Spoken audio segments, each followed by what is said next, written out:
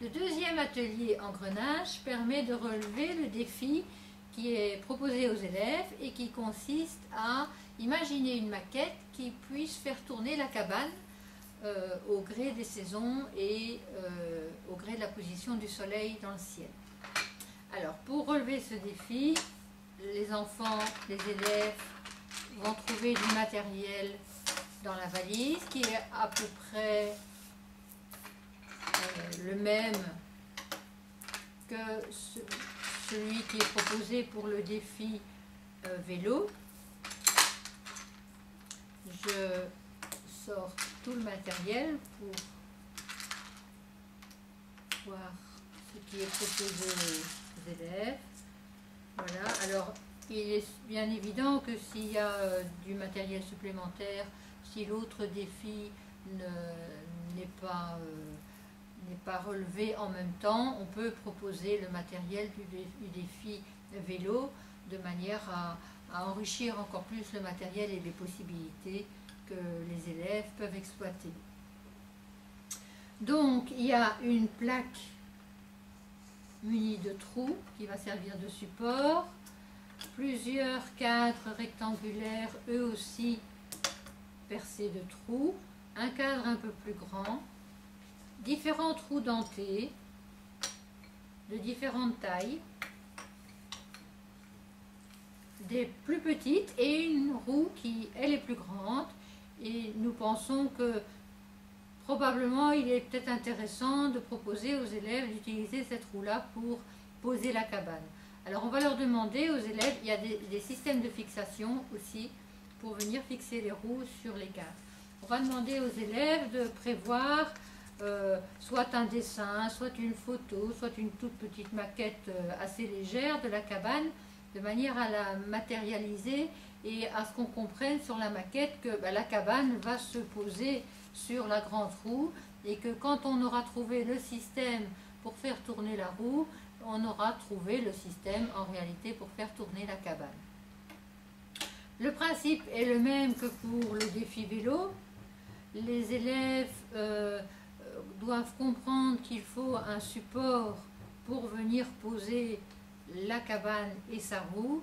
Alors nous on vous suggère, pour gagner un petit peu de temps, de construire ce support et de le proposer déjà tout fait aux élèves pour qu'il n'ait plus qu'à réfléchir sur les combinaisons des roues pour la maquette. Là, on va construire ensemble, mais peut-être que les élèves ne prendront pas ce temps, vous leur donnerez le montage tout prêt. On va construire ensemble le support, finalement, ce qui matérialisera aussi un peu l'arbre et le système qu'il y aura autour de l'arbre pour venir déposer la cabane. Donc voilà, on peut mettre, par exemple, vous trouverez probablement aussi d'autres constructions possibles, refaire un support du même style que celui qui était prévu pour le vélo. Voilà. Donc ça c'est le support vertical. On vient le consolider en attachant les différents morceaux avec un support, un rectangle qu'on va placer horizontalement. Voilà, là je dois les reculer un petit peu parce que le cadre de mon rectangle horizontal a une certaine dimension que je dois respecter. Je viens attacher les petites pièces qui font la jonction, qui font les jonctions entre les cadres verticaux et le cadre horizontal. Alors une petite remarque, il faudra éviter que les élèves ne fassent ça, ne prennent avec leurs dents, n'utilisent leurs dents pour arracher les pièces rouges ici de jonction parce qu'ils vont les abîmer. Il y a un petit pied de biche qui est prévu pour ça. Les deux extrémités sont un peu différentes. Il y en a une qui est un peu plus épaisse et l'autre plus fine. La plus épaisse permet, si je ne me trompe pas, d'enlever les pièces de connexion sans utiliser les dents. Ce qui est mieux parce qu'on ne les abîme pas. Je viendrai avec l'explication de l'autre côté par la suite. Voilà. Voilà, donc ça correspond au système de fixation pour venir placer la cabane, voilà, et la faire tourner. Alors cette roue est un peu particulière Elle a un système de fixation un peu particulier.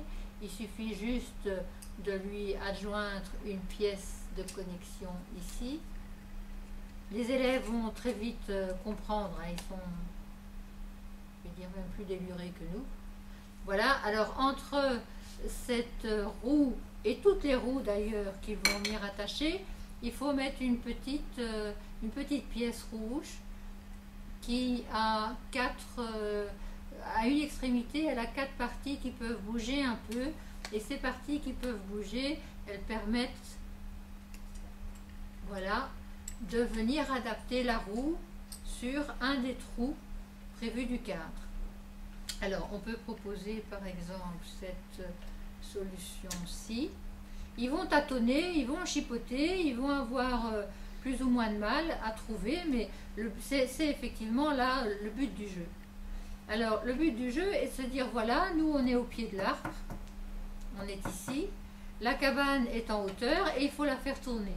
Et on a à notre disposition différentes roues dentées. Comment va-t-on procéder?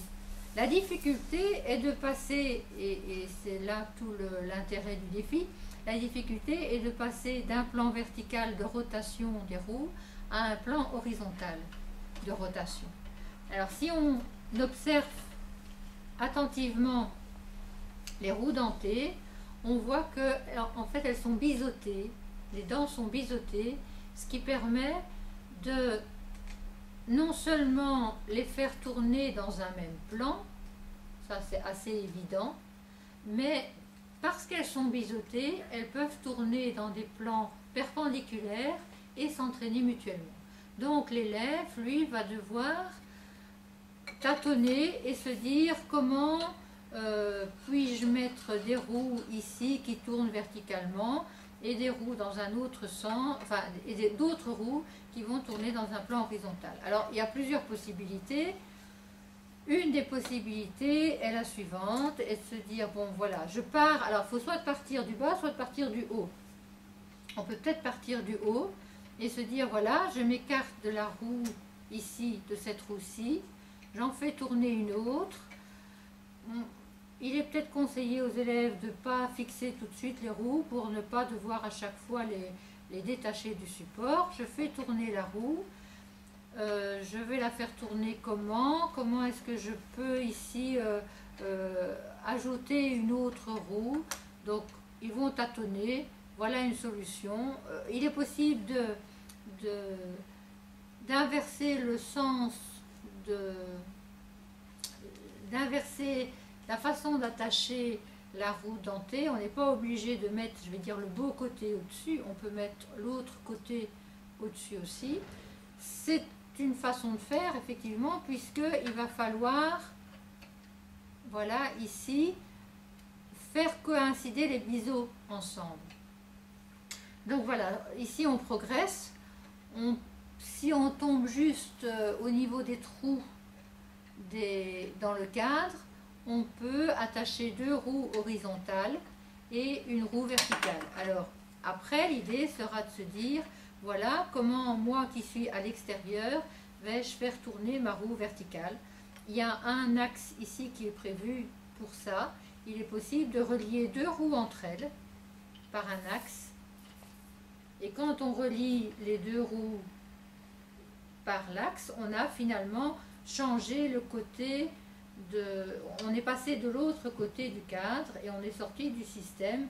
Et après, c'est plus qu'un jeu de roues qui s'enchaînent pour arriver au niveau du sol, pour que la personne qui sera au niveau du sol puisse faire tourner les roues verticales qui elles-mêmes entraîneront les roues horizontales qui entraîneront la dernière roue sur laquelle est la cabane.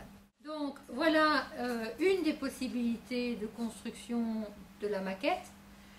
Les élèves ont donc dû réfléchir à la combinaison des roues, vérifier que les contacts entre les différentes roues se font bien, parce que sinon, si une roue n'entraîne pas la suivante, toute la chaîne de transmission sera coupée. Une fois que cette maquette est construite, les élèves l'observent et tirent certaines conclusions, qui sont par exemple les suivantes.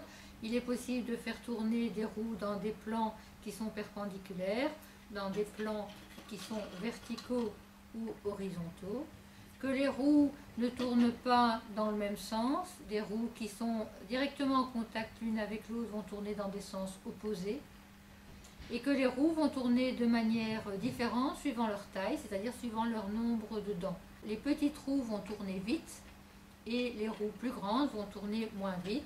Et la roue qui va tourner le moins vite, c'est la roue rose, la roue qui supporte la cabane.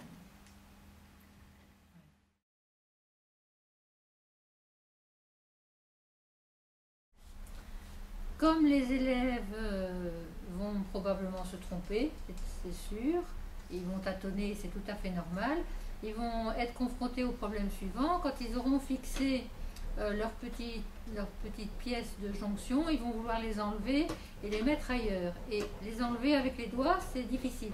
Donc ils vont avoir le réflexe, hop, de mettre en bouche et de tirer avec les dents. Ça, il faut absolument qu'ils évitent parce que sinon, ils vont déformer cette pièce. Alors comme tout à l'heure, je vous ai parlé du pied de biche ici pour enlever ces petites pièces-ci. Le principe est le même pour enlever les jonctions cadre-roue, mais il faut juste utiliser l'autre partie du pied de biche, la partie plus fine. Et on voit que vraiment c'est très simple, en l'insérant entre la pièce rouge et le cadre, même si elles sont bien proches l'une de l'autre, il est très facile d'extraire la pièce de jonction.